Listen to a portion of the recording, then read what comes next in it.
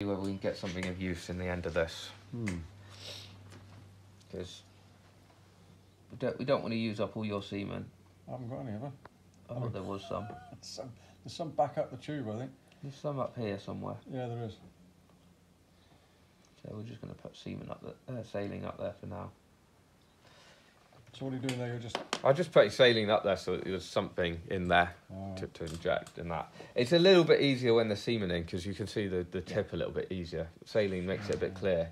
So you're just going to inject So I'm just going to put a bit of saline in her. So your controls for your insemination tip, this one, which is your vertical movement, and this one, which is your lateral movement. Yeah. Right, everything's a bit skewed to one side, but vertical, lateral. Right. By eye, you just want to make sure that you're still lined up. Right. So when you bring your tip in, it should be in line and in the plane with these. So you're working in a single plane like that. So all your tooling sits in that plane. Right. If you've got tooling backwards and forwards across it, then that's going to cause the queen to skew, and again, you're going to try and make a straight object go around a curved corner. Right, you get your... So you've got this slightly different angle to the holder, It's slightly out. I mean, it's about the same angle as the holder there, but when you tilt it like that, it will change its angle. Yeah. They've only got to be rough, because you've got this movement here and this movement here, right?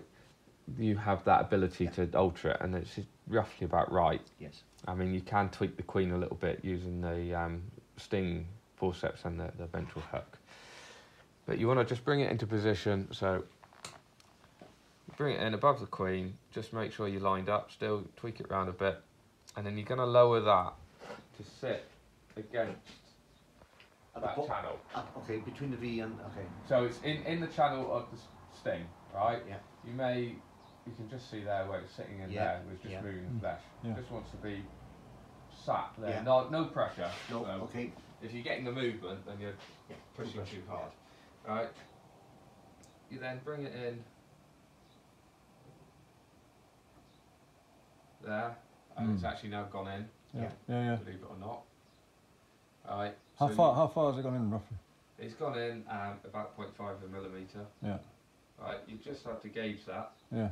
Then you're going to come back on the syringe, so it's going to lift slightly, so you can just see the flesh moving up. Yeah. And then a little bit further in. Okay. And that's in. And then if you want, you can inject.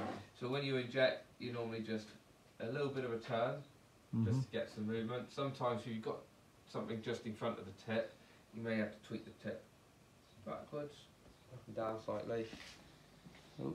So you just put a little bit of pressure on and then... Just a little bit of pressure to make sure that you've got it in place. I'm trying not to change the focus on this. Ooh, too far out now. Let's start that again.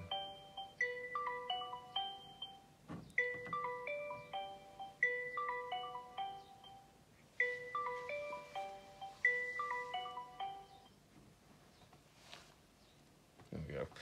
Can't actually see it moving down the thing. But you've got it going like, you can see it moving there. So you see it moving in the tube, can't you? Yeah. Semen's a little bit easier because you can see a flow of semen. Yeah. What you've got to watch for, I mean, it will do it with saline quite often, is where you can see it's pulled out there. So when I was moving it backwards and forwards the first time, what I've done is I've taken it a little bit too far out. Yeah. And I've got the wrong side of the valve fold. Okay. So when I push the saline in, it's been pushed back out. Yes. All right.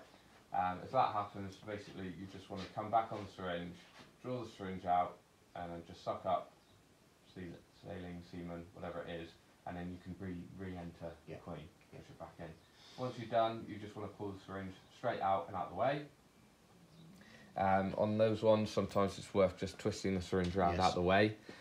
You want to just take the ventral hook out, move it to one side, sting forceps releaser, move it to one side. There we go.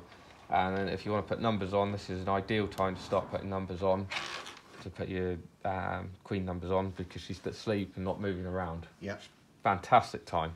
And then if you're really good with your documentation, you can record her. And if you know where your drones came from, you